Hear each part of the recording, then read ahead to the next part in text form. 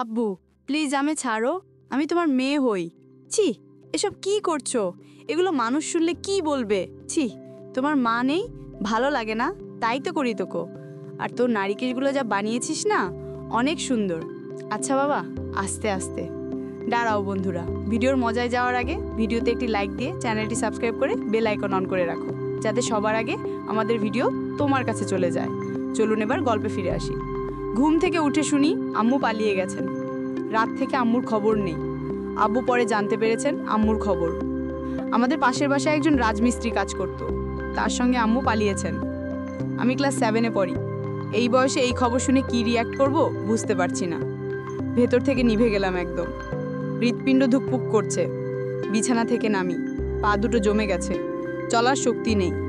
সমস্ত শক্তি দিয়ে পা দুটো টেনে নিয়ে ড্রয়িং রুমে যাই। বাবা গম্ভীর মুখে সোফায় বসে আছেন। পাশে বসা পাশের বাসার আরও দু একজন মহিলা। সেখানে আর দাঁড়াই না, ফের চলে আসি শোবার ঘরে। আমার ছোট ভাই তায়েব ঘুমাচ্ছে অঘরে।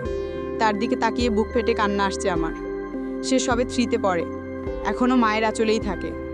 আম্মুকে ছাড়া কিছু বোঝে না।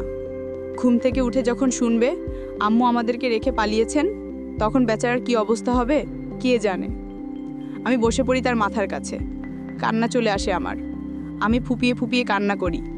ভাবি আম্মু তো আমাদের খুব আদর করতেন, কত যত্ন করতেন, তাহলে কিভাবে আমাদেরকে রেখে একটা পরপুরুষের সঙ্গে চলে গেলেন? আমার চোখের পানি তাইফের মুখে গিয়ে পড়তেই সে মুখ ঝাঁকিয়ে জেগে ওঠে। চোখ কচলাতে কচলাতে উঠে বসে আমার দিকে। কি হয়েছে আপু, কান্না করছো কেন? আম্মু মারছেন? উহু, আম্মু তো আমাদের কখনো মারেন না।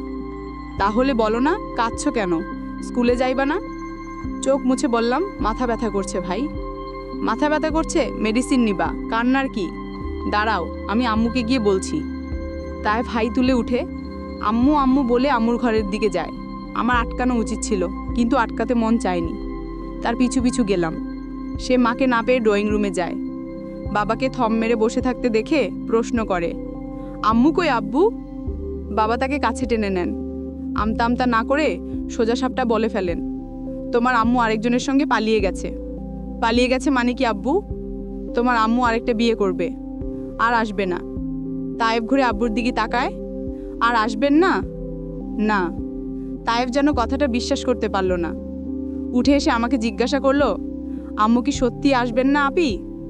তায়েফের হাত ধরে ভেতরে নিয়ে আসলাম। তায়েফকে বসিয়ে দিয়ে বললাম, না, আম্মু আসবে না।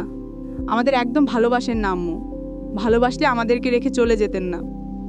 তায়েফ করুণ ভঙ্গিতে আম্মু আম্মু বলে কান্না করতে লাগলো। আমিও কান্না করলাম। আমাদের কান্নার শব্দ শুনে আব্বু আসেন। দুজনকে দুই দিকে জড়িয়ে ধরে চুপ থাকেন, মুখে কিছু বলছেন না। বলবেনই বা কি? আব্বুর হয়তো আমাদের মতোই অবস্থা। আব্বু খুব ভালোবাসতেন আম্মুকে। আম্মুর জন্য আব্বু তার নিজের বাড়ি ছেড়েছেন। সীমান্তিক ব্যাংকের ম্যানেজার আব্বু। ওইখানে আম্মুর সঙ্গে আব্বুর পরিচয় হয়। আম্মু হিন্দু ছিলেন। দুজন দুই পরিবারের সঙ্গে যুদ্ধ করে বিয়ে করেন। আম্মুর পরিবারের সঙ্গে আম্মুর চিরদিনের সম্পর্ক শেষ হয় ধর্ম ত্যাগ করার কারণে। আব্বুর তেমন হয়নি। আব্বু বাড়ি যেতেন মাঝে মাঝে। সম্পর্ক ভালোই, শুধু আম্মুকে কেউ পছন্দ করতো না বলে, আর চাকরির জন্য আম্মুকে নিয়ে আব্বু আলাদা বাসায় থাকতেন। দুজনেই এক অফিসে কাজ করতেন।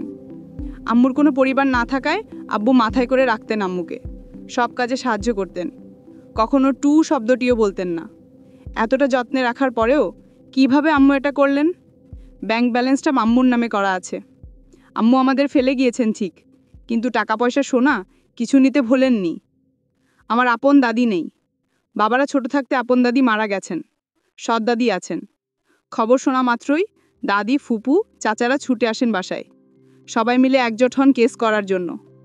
আব্বু কারো কথায় কান দেন না। উনি কেস করবেন না, ঠান্ডা মাথায় বলেন, সে গেছে, যাক, কোটিপতিও হোক, আমি কিছু করতে পারবো না। আর কোনো পদক্ষেপ নেওয়া হয়নি আম্মুর বিরুদ্ধে। আমরা ভাই বোনের খাওয়া ঘুম অফ। সারাক্ষণ বুকের মধ্যে অশান্তি, আগুন জ্বলে। কারো সঙ্গে দীর্ঘদিন থাকলেও তো একটা মায়া জন্মে। আর উনি তো আমাদের মা। জন্ম দিয়েছেন, ছোটো থেকে যত্ন করে বড় করেছেন। হঠাৎ কিভাবে, কি করে ওনাকে ছাড়া আমরা থাকবো? উনার শূন্যতা তো পুরো পৃথিবী বিলিয়ে দিলেও পূরণ হবে না। কান্না করা ছাড়া আমাদের আর কিছু করার নাই। আম্মু নেই। আব্বু বাসায় একা একা কি করবেন আমাদের ছাড়া? দাদি, ফুপুরা বাসা থেকে আমাদের গ্রামে নিয়ে যান। জন্ম থেকে এই বাসাতেই আমাদের বড় হওয়া। কত বন্ধু, কত গাছ, এখানের কত কিছু পরম আপন আমাদের। সব কিছুর জন্য আমাদের থেকে মুখ ফিরিয়ে নিয়েছে। আমরা গ্রামে আসি, বাবা বাসায় থাকেন, উনার জব করতে হবে। প্রতি বৃহস্পতিবার আমাদের দেখতে আসেন, রোজ ফোনে কথা বলেন।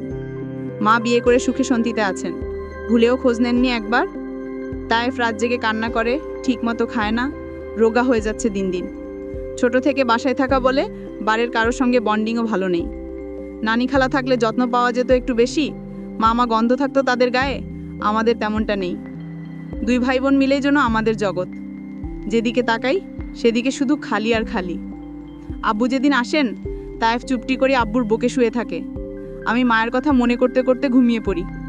দাদি, ফুপু, চাচা, আশেপাশের মহিলারা সবাই আমাদের বুঝায় যে মা ছেড়ে চলে গেছে, তার জন্য কান্না করো না, মা নামের কলঙ্ক। আরও আজে বাজে কথা বলেন আম্মুর নামে। আমি বুঝতে পারি মায়ের দোষ আছে, তবু সবাই মাকে গালাগালি করলে আমার রাগ হয়, খারাপ লাগে। আব্বু একদিন এসে পাড়ার স্কুলে ভর্তি করান তায়েফ আর আমাকে।